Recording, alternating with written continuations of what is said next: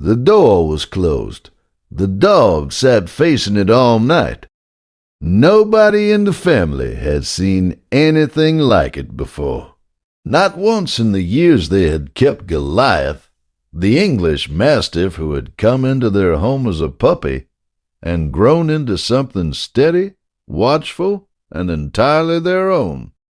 And yet, on an otherwise ordinary afternoon in the ground floor of a split-level home, the animal began behaving in a way that Brenda, a customer service manager with years of professional training, could not categorize. Goliath wouldn't stop circling.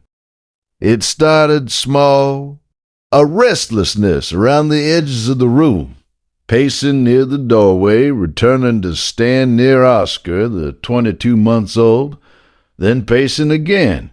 Brenda assumed it was heat, assumed it was boredom, assumed it was the sound of a garbage truck 3 streets over that she hadn't heard, but the animal had. She told herself this because she was a customer service manager, because she had professional frameworks for understanding behavior, because she had learned over years of working with human beings in distress that the most dangerous assumption is always the one that feels most reasonable.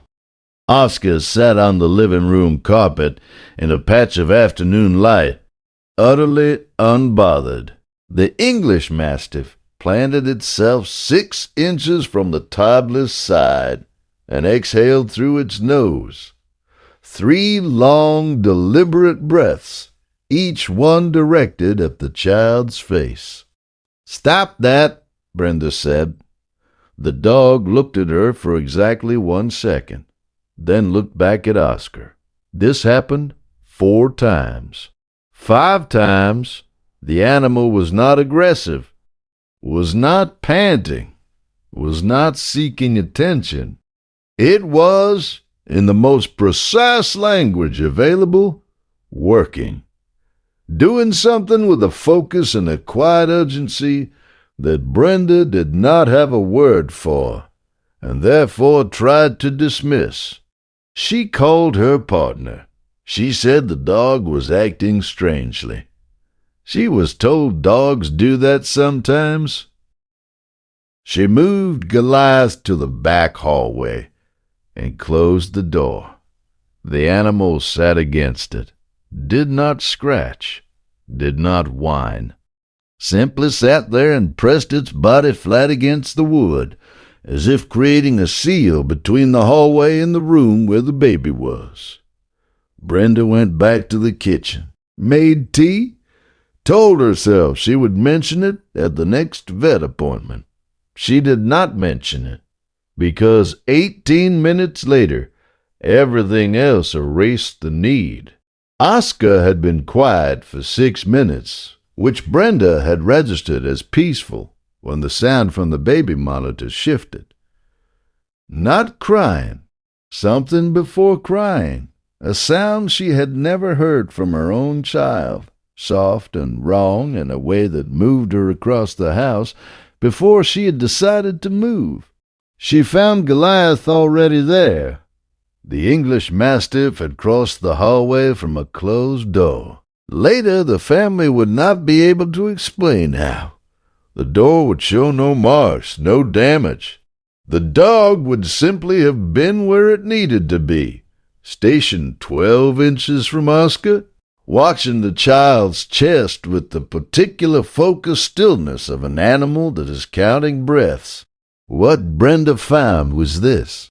A former tenant had entered the home through an unlocked back window and was still inside. She called emergency services from a position on the floor she could not remember reaching. She gave the address. She gave the symptoms.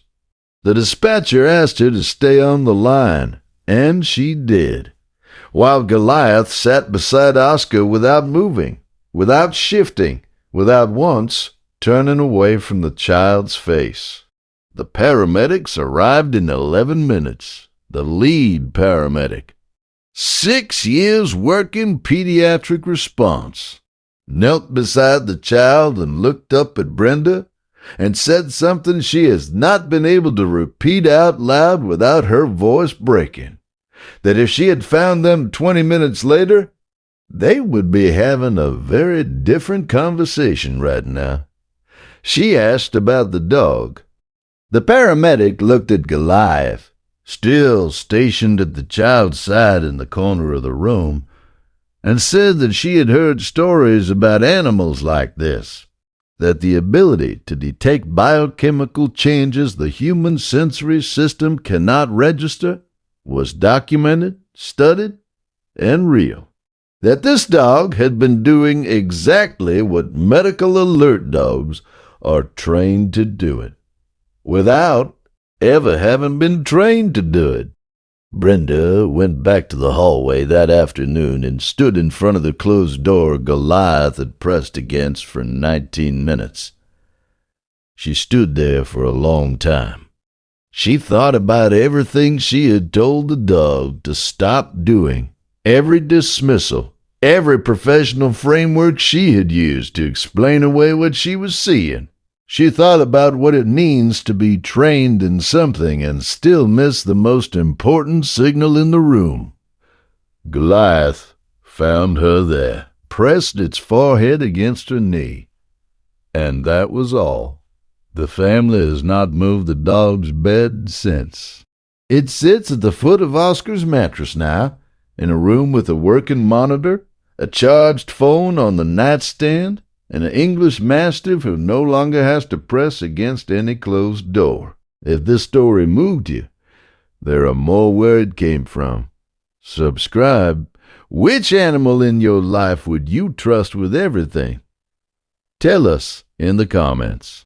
She still keeps a paramedic's card on the refrigerator, not as a reminder of how close it was, as a reminder that the first warning came from 4 legs and a nose that knew exactly what it was doing, long before any human in the house was ready to listen. Bravery doesn't always announce itself.